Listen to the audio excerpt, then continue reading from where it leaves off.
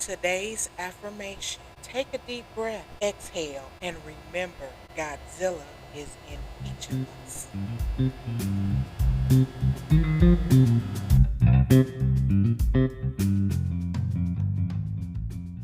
Welcome to The Allergic Writer. It's Patricia Miller, the debut author of Yellow Cake Chocolate Frosting. You know, I'm going to say that every podcast because I need sales. And we don't have an advertising budget over here. So that's what I got to do. Today's guest is another independent author, Shawn Swegman. And he's going to talk with me today about his journey in publishing and writing and all of that stuff. And we'll just see where the conversation goes. Hi, Shawn. Hello, Patricia. Nice to virtually meet you. I know. How you been doing? Uh, you know, um, that's a tough question to answer right now. In some ways, I'm doing pretty well, and in other ways, I could be doing better. I, How about yourself? yeah, I think that's for a lot of us. Yeah. That's for a lot of us. But we just keep on keeping on. What else can we do? Well, there's always hope, you know? Yeah, yeah. I mean, we just gotta have hope. Stay positive. What else? Just do the best we can with what we have to work with, right? Yeah, I agree. Okay, so we are going to talk about now. You know, I haven't read your book yet, but it's on my list. And now your book, the one I'm talking about, is Rincon Point. Is that the only novel you have? It's the only one I've published. So, yeah, I'm working on a sequel to it, same cast of characters. Prior to writing Rincon Point, I had written, well, I'd finished one and then about two-thirds of a sequel to that. Okay, But like so many first novels, it's never coming out of the desk drawer. right, right. I get it. Well, I mean, you never know. You might want to look at it one day and update it or modify it or something. Well, this is something I've done in pretty much every creative endeavor I've been involved with. Um, I started out drawing when I was a kid, and then moved into painting, art, and then playing music, writing songs, recording, all of that, and then into writing. But one thing that's been consistent through all of that is I will go back through things I've done before and pick out the parts I like and recycle. Re put a new face on it, polish it up. Because there's no reason you wrote this thing that you like. You might not like the whole piece, but you like this part of it. Why not? Why not take this thing you created and use it? Well, can you tell the audience what what genre is your book and what it's about a little bit? Yeah, I'm really happy to.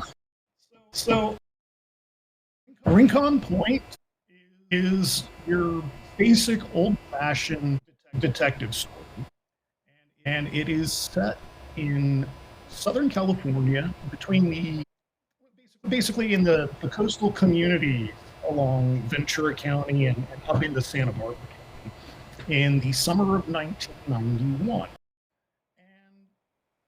And yeah, okay, so that's kind of a long description that doesn't say a whole lot.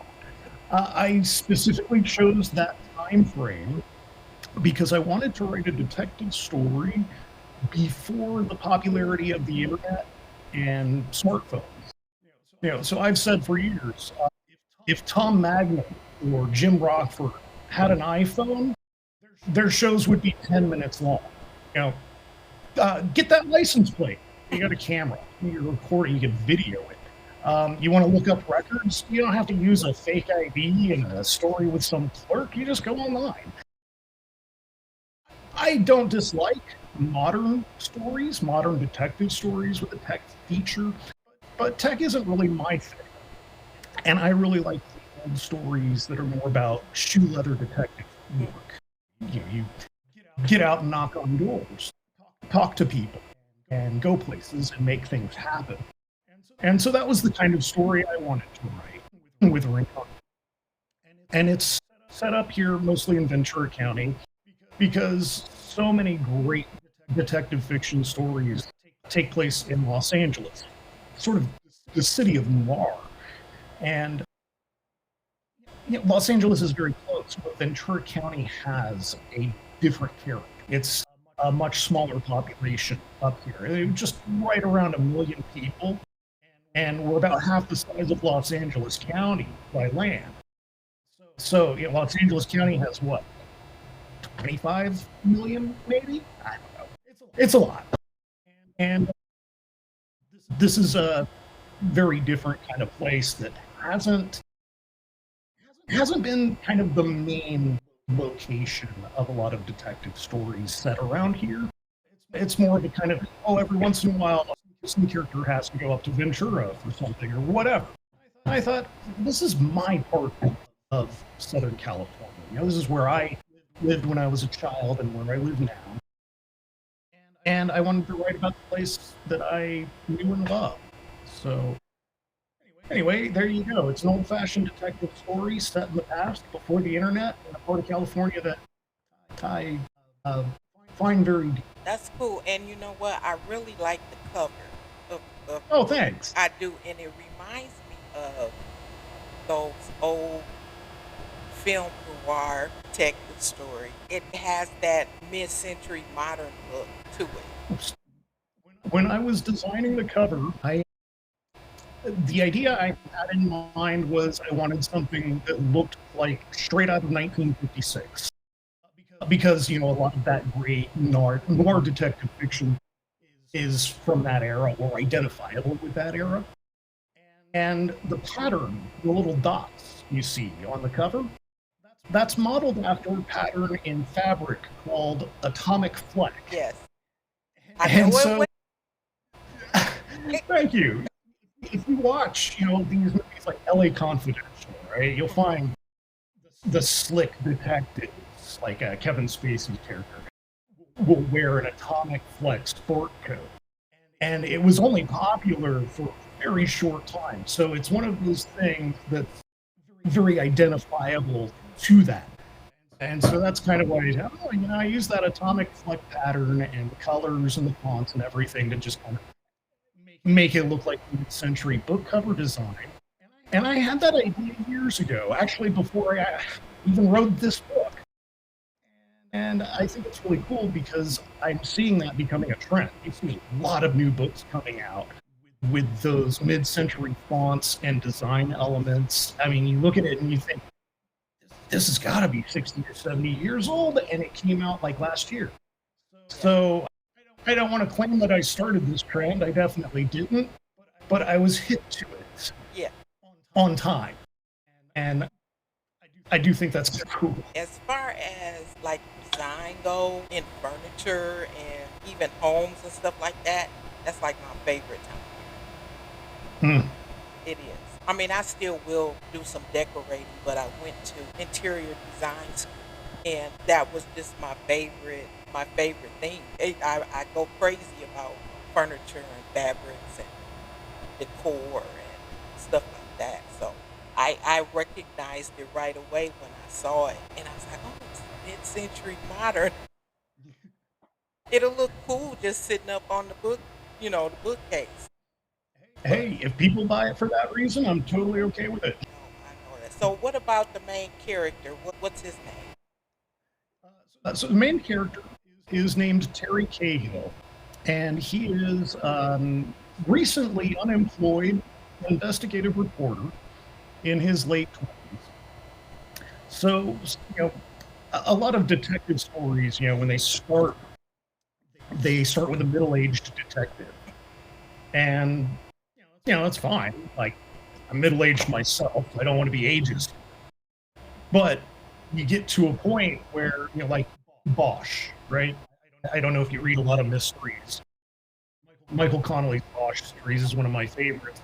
He writes them in real time. So every year, the character gets a year older. These days, that character is in his 70s. And that's kind of a limitation. I wanted to give my character a little bit of a longer career on. So I made him a young guy and kind of relatively inexperienced. He's used to being a reporter, a similar job. You're basically talking to people, trying to get the truth, evaluating sources, things like that. And that's, I guess, something else, really. The inspiration for this character goes all the way back to when I was a teenager. So, right around the time I was 13, I started reading a lot of Tom Clancy novels. It was the late 80s. Now, it was the thing to do. Yeah. Yeah, I still enjoy the books. One of the books, there's a character through the series, this uh, paramilitary, ex-SEAL, CIA guy. But in one of the stories, this guy says he wants to set up a training program to recruit cops for the CIA as agents. Okay, well, what does this have to do with anything? Well, years later, I'm in journalism school and I'm writing a lot, and I have this idea, like I've always wanted to write a detective story. And I started thinking about that line from the old Tom Clancy book, and I realized, journalists, cops, and spies have a fair amount of overlap in their skill sets. And so I thought, if cops would make good spies, journalists probably would too. And really, a pretty good journalist might make a decent cop. And that's not a new storyline either. And we've all seen Flash, right? And that was another inspiration for this character, smarmy, smart-ass journalist who's solving a crime, even though he's not really a professional. So that was kind of the genesis of this character. I wanted to write a detective story. I'm not a cop. I didn't really report on cops as a journalist. I don't really have a lot of experience with procedure and form names and rank structures and all that stuff. I'm not Michael Connelly. I'm not going to write a Michael Connelly story. He does it better than I would anyway. But that was kind of where it all started.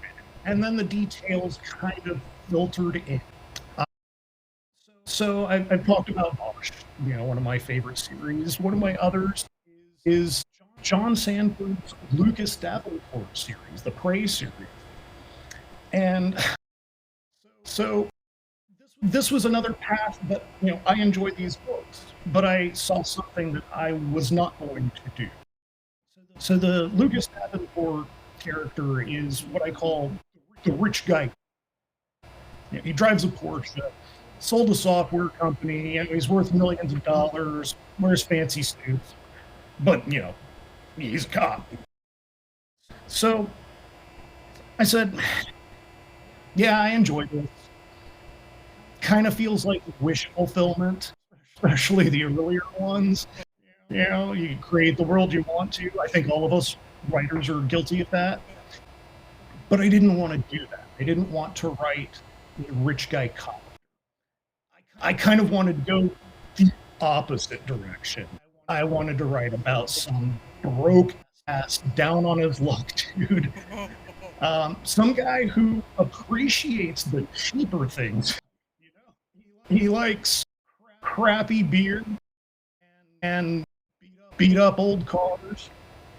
He wears t-shirts and jeans, listens to corny old country music. There's just not very much glamorous about him. And that's entirely intentional. That sounds good though. I mean, he doesn't fit the stereotype, you know, that you see a lot. Well, I think there are multiple stereotypes out there, and really the two more popular ones in this genre are either the rich guy cop or the poor busted luck SOB. And so I went the poor busted luck SOB route. But if you watch a lot of, especially in the 80s, you'll see a lot of hoopties, a lot of main characters, especially in detective fiction, drive hoopties. Axel Foley, Beverly Hills Cop, right? Oh Yeah. yeah, you still driving that same blue crappy Nova? I Mhm. love that blue crappy Nova. Fletch always drove a beat to crap Buick Riviera. The Hoopty was kind of, you could go in two directions in the 80s. You know, your cop character either had a Ferrari or he had a piece of crap. And again, I gave my character a piece of crap. Builds character. That's true. So besides the two movies that you just mentioned, what what were your favorite mm, police procedural shows? Hmm. You can give me three. Okay. Actually, it's hard to think of. I guess right now, Bosch and Bosch Legacy, I would consider those the same show personally. So I'm going to count that as one, or you can take either one. Not really. I never really got into the CSI stuff or Mhm. NCIS or any of that. It was always something that I would just kind of put on when I couldn't think of anything else to watch. Procedural. So I tend to watch more um, the more amateur stuff, you know, the private eye kind of thing. Jim Rock, the Rockford Files, Oh yeah. Magnum PI. Um, I guess not really a procedural, but I loved Chips growing up, Hmm. you know, and I still watch that. That's not really much of a mystery, you know, Right. just kind of lighthearted kid stuff. Yeah, I mean, when I think back of the shows that I really watched and identified with, a lot of them had themes of the little guy standing up against a corrupt system. The A Team would be a great example of that. And so these shows really weren't so much about the power structures and the systems themselves. Was about people overcoming them, or you know, I guess modifying them to be less horrible. Into my head. But I'm gonna name a show, and you are probably gonna crack up. Dragnet. Okay, that is a favorite. I love Dragnet. Yeah. Yeah. And have you ever watched the really old ones, the fakey Yeah. ones?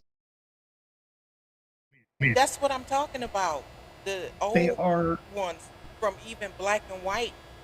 yeah, Yeah. yeah. It's like 1952. I Most people didn't even have a TV yet when this was on. I know it. And it was like one of the first shows that actually went to the police department for and the correct procedures, and some of the stories were true and some of them were not, but yeah, I was like, this is I have a lot of those useless facts in my head. Like, who can but there's three shows. Well, the Law and Order collect. As I soon as you say that, I hear the bump bump. Yeah, of course. But I'm gonna tell you my favorite one, and it's like some people either hate them or they love them, and that was the Criminal Intent. I don't think I've seen that. You I've gotta heard of it. get it. I love him. He's like he's on the border, like he's on the spectrum, but he's like the super smart detective that he knows everything, and that's all he does is and research, so he knows everything, and he makes people feel so stupid. So, but it's like I said, some people can't stand him, but I love him. And Vincent D'Onofrio played that role, and he did an excellent job. That's my favorite Law and Order of all time. I mean, I love them all. I mean, I've been watching them since they first came out. Uh, it had to be 90 something. I mean, how long have they been on? 25, 30 years, something like that. Yeah, it's one of the longest running seasons, or I Yes. mean, series. Yeah, yeah. But I'm telling you, you've got to watch Criminal Intent. Okay, so that's the one to go for. I'll check my streaming. I'm quite sure you can find it. And there was another one back in the 80s, Miami Vice. Yeah. So that show that show was really revolutionary in a few ways. One of my favorites. I don't really consider it a procedural because it's not so much about the steps they take. It's again, it's more of the shoe leather kind of storytelling. They go places and talk to people. But so people talk so much about that show being revolutionary because of its visual aspects. The way it was filmed cinematically, the use of real songs, not Yes. cover versions that sound like just that much off. Right. Because you remember back in the earlier '80s when they used a popular song in a television show, Was it was never by the right. original artist. I know It it. was I like know. I this know. uncanny valley cover version where it's like it Mm-hmm. sounds close. Something's wrong. Yeah. Yeah, so Miami Vice, they didn't do that. Again, cinematic influence. They licensed the actual songs from big times. Great. Everybody talks about that. What people don't talk about is the storytelling shift. Yeah. And you know, we writers, we're always making up little terms and definitions for ourselves, right? So I have this thing I call the Miami Vice ending. You know how so many of those episodes ended on this sour note? Mm-hmm. It was like we caught the bad guy, but we didn't save the person we were trying to save. Or what? There was always just something dark. It was never this happy ending, good guys always win kind of show. Right. And that was different. I mean, you had it in cinema. You had the influence of sort of the anti-hero and that kind of thing, starting with really Dirty Harry. But on TV, TV was a little more clean, a little more sanitized, a little more all-American until we get to Miami Vice and those Miami Vice things. And it's so funny because I can't remember what I was watching. I'm always watching something goofy that no one else but probably writers watch this kind of stuff. But they were talking about again how revolutionary Miami Vice was, and how in any other there was this scene in one of the episodes of Miami Vice where they just showed Tubbs and Sonny just driving in the night with the top down and some Phil song Collins. playing, yep, and they were just driving and it was no conversation, nothing, just the song and them driving in the night. And the narrator was like, now if this had been in any other show, they would have been like, can we edit this down? Yeah, or But can we get some dialogue? right, but it was all about the mood and just the. It's like you could feel their whatever they were feeling, you could feel it, and Yeah, it it was was awesome, atmospheric. very atmospheric. And you know what? That was in the pilot. That was in the very first episode. Was that the first episode? Yeah, well, it was a 2-hour episode, and I Uh-huh. think in syndication they split it, so it would have been in the second half. But Yeah. if you watch it on DVD, I think it's just all as one. It's the pilot. Okay. Yeah, that was the very first episode, and that scene, in my opinion, and probably not just mine, that one scene was the best thing in that whole thing. And I mean, the whole thing was great. It's a great show. But that scene, specific scene, sold that whole series. And they took us by storm. Yeah. Well, and I mean, talk about timing too. The cultural zeitgeist. Hmm. We were kind of people think of decades as sort of these monolithic blocks of time. The 50s were this, the 70s, the 80s, whatever. The 80s didn't really start feeling like the 80s until around the time Miami Vice came out. The Right. early 80s really feeling look a lot like the late The late 70s. 70s. You are so Yeah, right. Yup. they always do. Late 50s and the early 60s. It's sort of like a cusp if you're talking about astrological signs. Hmm. So yeah, Miami Vice hit right around the time the 80s were starting to get their character. And then, of course, this show comes along that contributes to that character. And I mean, it just hit the culture at the right time. And then you had MTV on top of it, which was still MTV. I mean, now, I mean, I don't even know if MTV, because I'm not looking for it. I don't even know if they even still exist. I mean, do they? I don't know. I haven't had cable in close to 9 years, I think. Yeah, I don't have regular cable. I have some streaming and that's it. I mean, when we were watching TV, it was awesome. Oh, yeah. But then when they started all of these shows, and then I mean, I was probably done watching it by then, but the video blocks just kept getting shorter and shorter and shorter, and then there was nothing. It's disappointment for me because when MTV in the early 80s was just starting out, my parents didn't have cable. And whenever we went somewhere on a trip and we got to stay in a hotel that had cable, and the first thing I would do is turn on that MTV and I would be glued to it until my parents forced me away from it. And then when we finally did get cable a couple years later, yeah, I mean, and the video back then, the quality of them were so great. Well, I mean, not all of them, Right, obviously, but right. there are artists out there. Duran Duran comes to mind, Oh where God. yeah, I mean, they're like 4-minute long movies.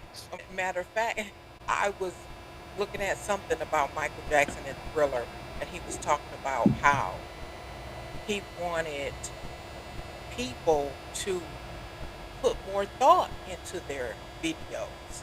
And that's why one of the reasons why he made Thriller, he said, because this is really a short film, not just a video. And Yeah.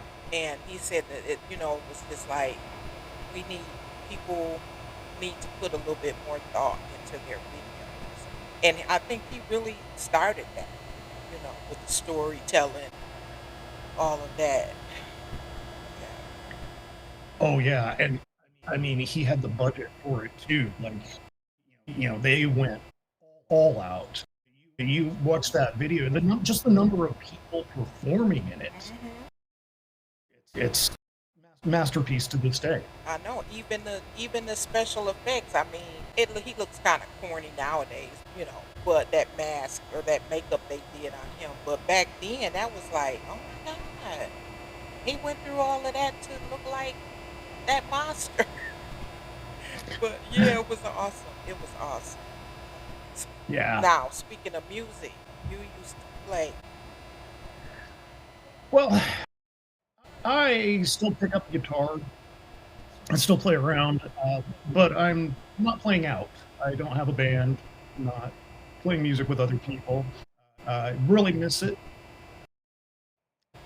Craziest thing about moving to California, getting involved with the music industry, is I met all these extremely talented musicians who pretty much only ever want to play covers. And I only ever want to play originals. Now, it's not a matter of ego. I mean, you will hear that. Like, oh, cover band, they just play covers. You know what? I'll admit it. I'm not good enough to play a lot of covers. If you're playing a lot of covers, you're pretty close to the way the original artist played. I play my own music because nobody can tell when I'm screwing up. It's so easy to get, record and make your own Spotify channel, and It would be. It would be if I had an appropriate place to plug in my amps and turn them up. My apartment, I would get evicted in 5 minutes or so. oh And no. I know you can record like direct, but I'm old school and kind of snobby. I like tubing turned up, real loud, Les Pauls. Plugging straight into a computer, I've just never been able to get a sound that inspired me. And I mean, you can see Well, the audience can't, but you can. That thing I'm pointing to back there? Yeah, that's one of my guitar amplifiers. It's 6'5", 100 watts, eight 12-inch speakers. You stand in front of it and turn it all the way up, you can feel your intestines wiggling inside. Yeah, you would get addicted. Yeah, probably. What about acoustic? You know, like acoustic, I'm sorry, acoustic, audio's. acoustic. You know, is the audio going or something? My fan on my computer turned on, and the fan is so loud and the audio is so low. Sorry. That's okay. I mean, like I said, No, this is a work in progress, and yeah, well, and, I mean, like you were saying, also, the software's never done this to you before. right. No, I was saying acoustic. Acoustic. Yeah. Did you ever watch the cartoon Metalocalypse? You might enjoy it. It's pretty funny. Cartoon about a death band, and the guitarists in that band refer to acoustics as grandpa's guitars. And that's always kind of been my attitude also. I just don't connect with the acoustic guitar very much. They're also, frankly, they're harder to play. The acoustics usually use a much heavier gauge string. They have a higher action. It's just stiffer, harder to push down the strings. It's harder to play fast. I mean, if you practice on an acoustic and get really good on an acoustic, you can pick up an electric and you will be very, very good at it because you'll have been working so much harder to play that acoustic. But I don't like the sound. I don't like the way they play. I'm not an acoustic guitar guy. Okay. Well, I'm I a like both loud, of them. obnoxious rock and roller with 6 foot tall tube amp. And now, what kind of guitar do you have? I tend to favor Gibsons. Uh huh. So I have a what they call an R7. It stands for Reissue 57. It's a recreation of a 1957 Les Paul Gold Top, and that's my number one. I love that guitar. I've had it since 2000. I bought it brand new. I'm the only person who's ever owned it, and it feels like it was carved into my hand. So that's the go-to. I also have a 62 custom shop Les Paul SG reissue in a custom cobalt blue color. Everybody loves that guitar. And then a 62 Fender Jaguar limited edition reissue in blonde. So basically, all of my guitars are recreations of guitars that you would have bought like 60 or so years ago. Those are the best Um, kind. yeah, it would be like if you could go and buy like a brand new 68 Camaro, but you can't do that with cars, obviously, because of safety and emissions and all of that. But with guitars, yeah, why can't you build a guitar just like you did, 60, 70 years ago? The only the only significant difference would be it's more difficult to obtain quality tone woods today. In the 50s and the 60s, they were building guitars out of this amazing, and you can't get it. I mean, in some cases, it doesn't really exist. It's not old growth or the country where you would get it from. You can't legally export it anymore. So, there is the issue of wood, but otherwise, that's one of the things I love about guitars is that you can still build them the way they used to be built, but you don't have to. Well, see, now you're gonna have to get you a underground bunker where you can live, so you can play and turn your amps up. Pretty much what it would require. Yeah, or just someplace out in the desert somewhere. Yeah, I was lucky growing up. My parents owned a family business, not a huge thing or anything. We were a mom and pop direct mail marketing. But the upshot was they had a warehouse, and I had a key and permission to use it for band practice, for rehearsals. So most of the time when I was in bands, that's where we played, and we could turn up as loud as we wanted. It was an industrial area. The only other people who were there like late at night or on a weekend were the other guys in bands at other warehouses in the area. So, it was a beautiful setup. You know, I'm I really miss having that available. Yeah. So who is your favorite guitar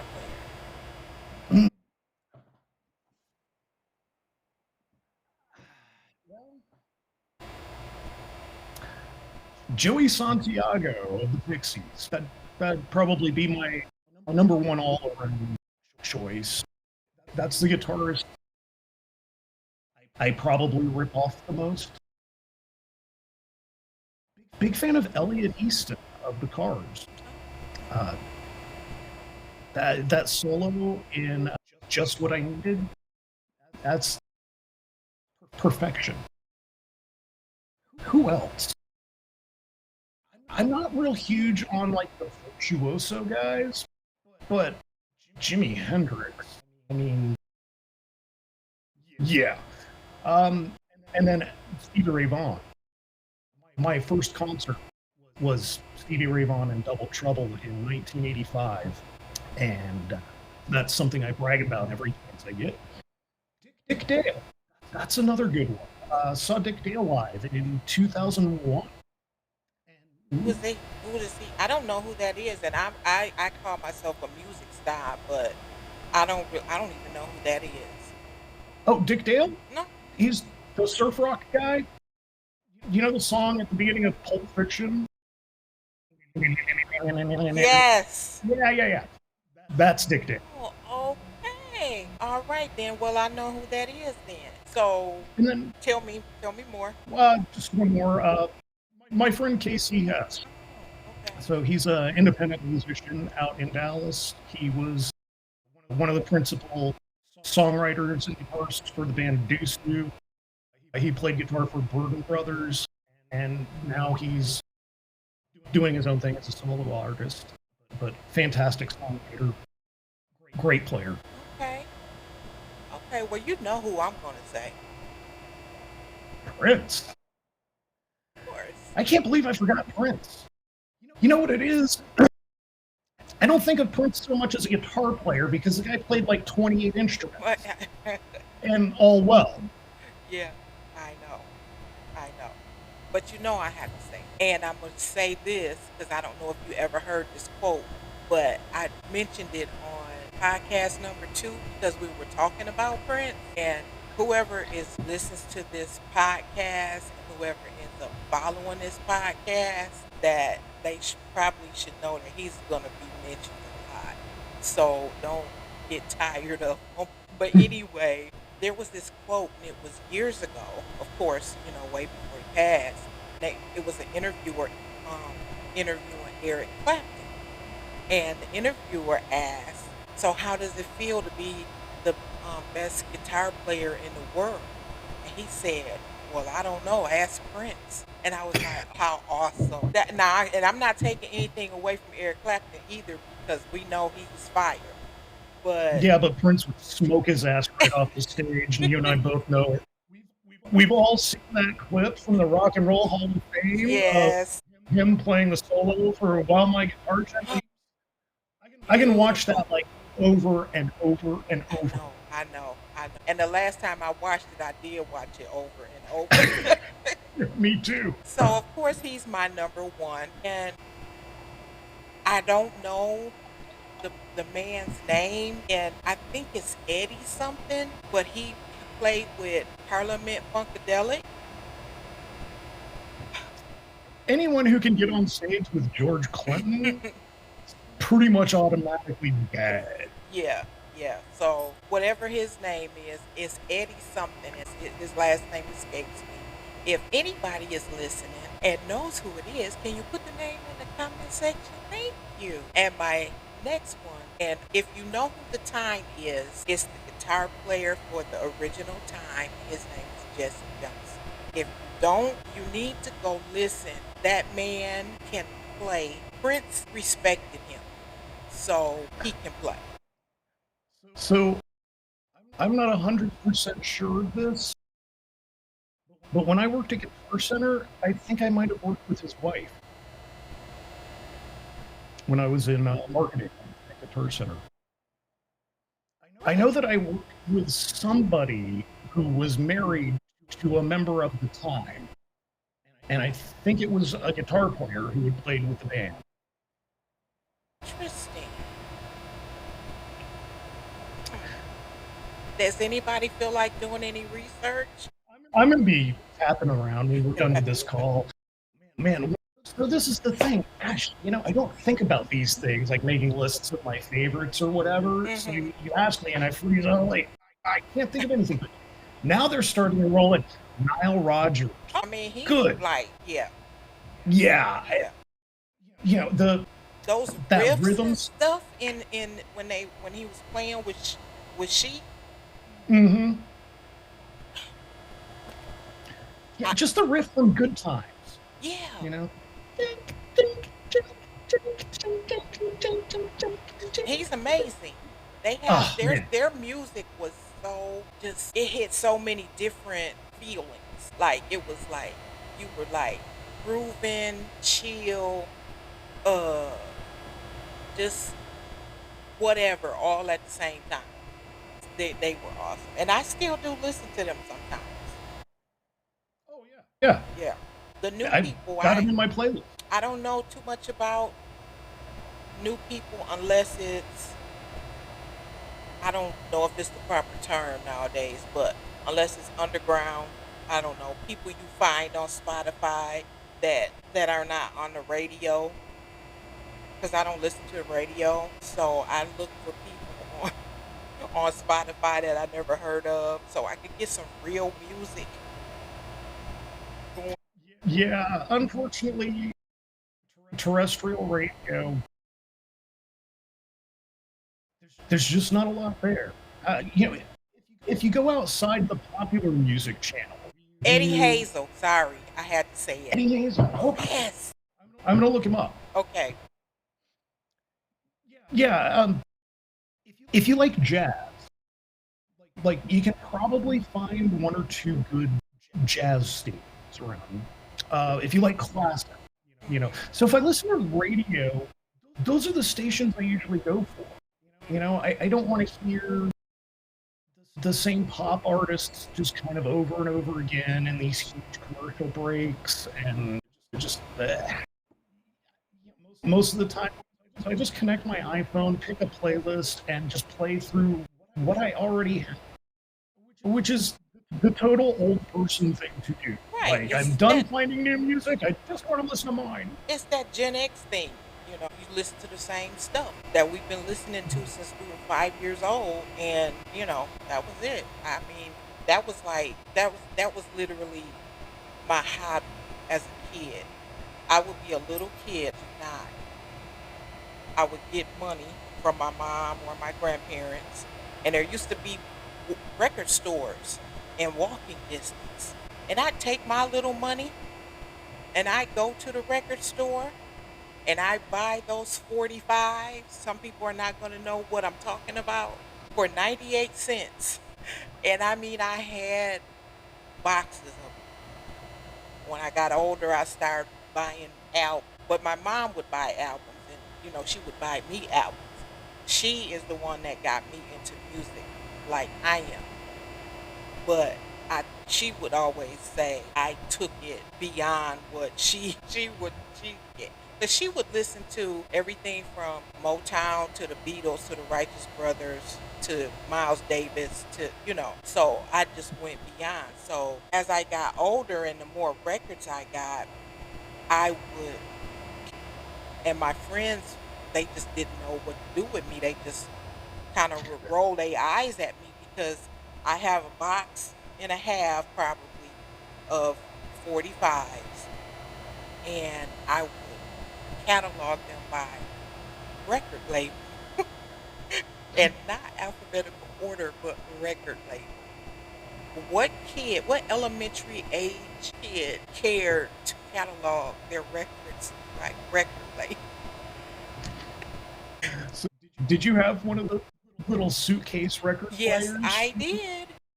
Yeah, Yes, I did. And I would take it outside. I'd take it over my friend's house. I would just take it wherever I wanted to go. And that is so just, cool. just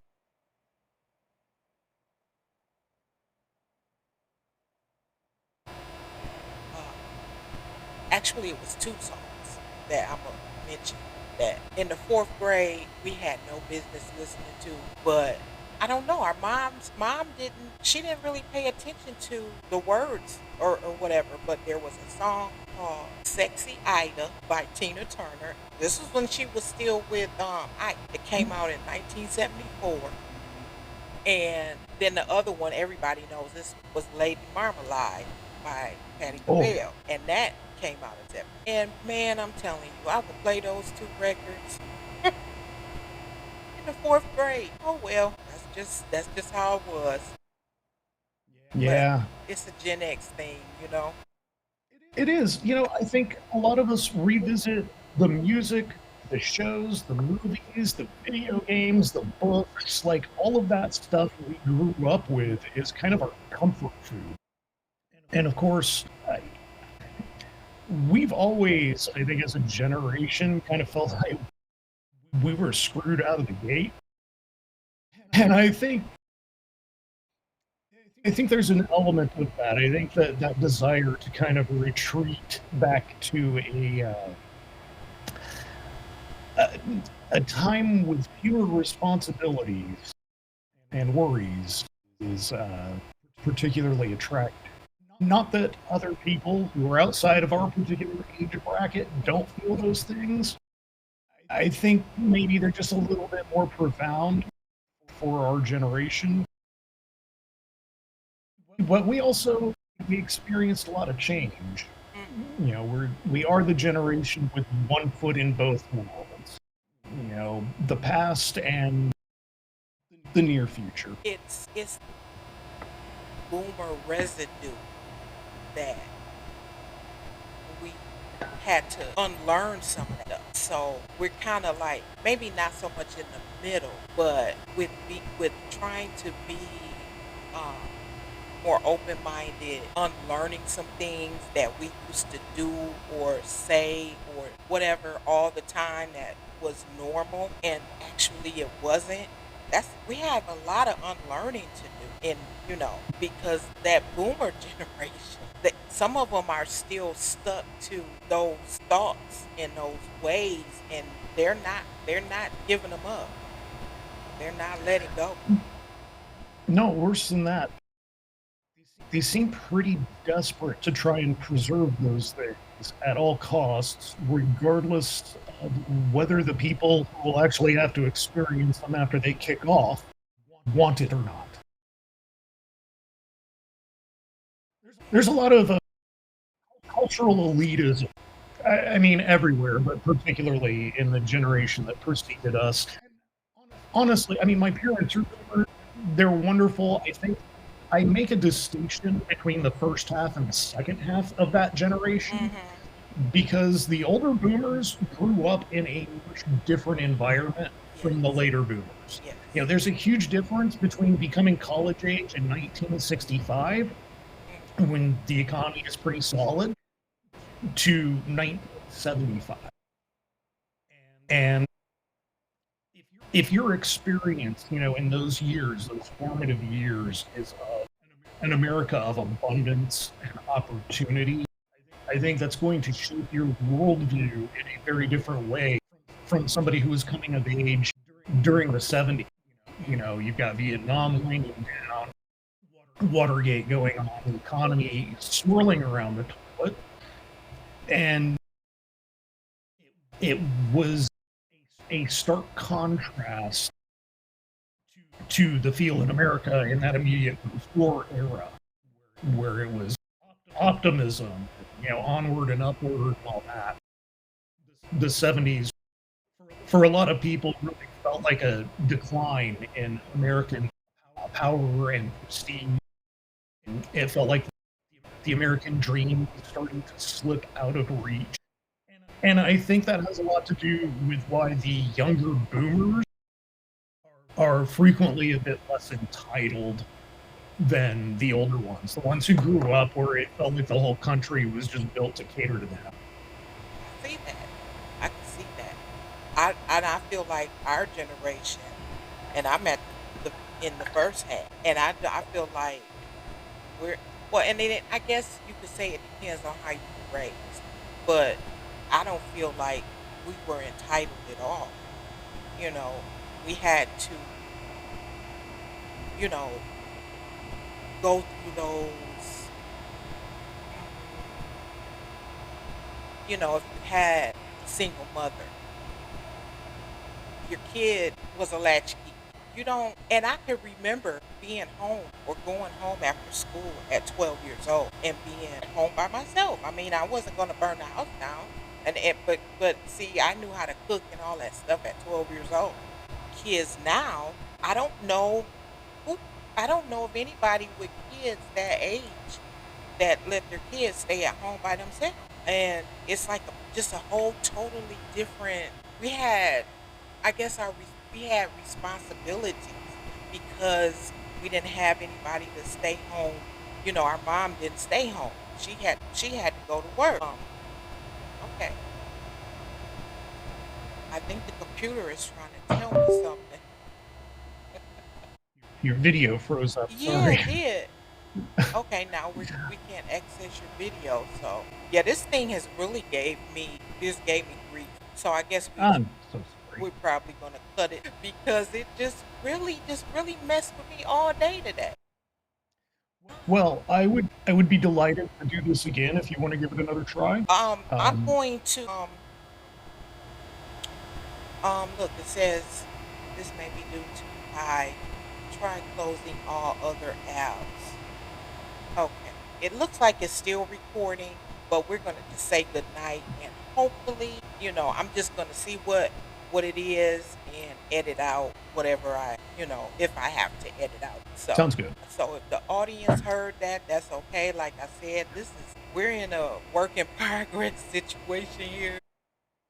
You know. It's inside baseball. Mhm. They get to see the blooper reel at the end of the movie. Got a couple other people I wanna get recorded and uh didn't take a break, between Christmas and New Year's and just go on with that. Yeah, no, I mean, we all need to take a break, and that's a great time of year to do that. And I hope you have a lovely and refreshing holiday. All right, you too, and I'll see you over on the Facebook. All right. All Well, right. take care. Thank you very much. And by the way, I am reading Yellow Cake Chocolate Frosting, Yes. and I'm enjoying it. Oh my God, I can't wait till you get done. All right, everybody. Thank you for joining us. We'll see you soon. Bye.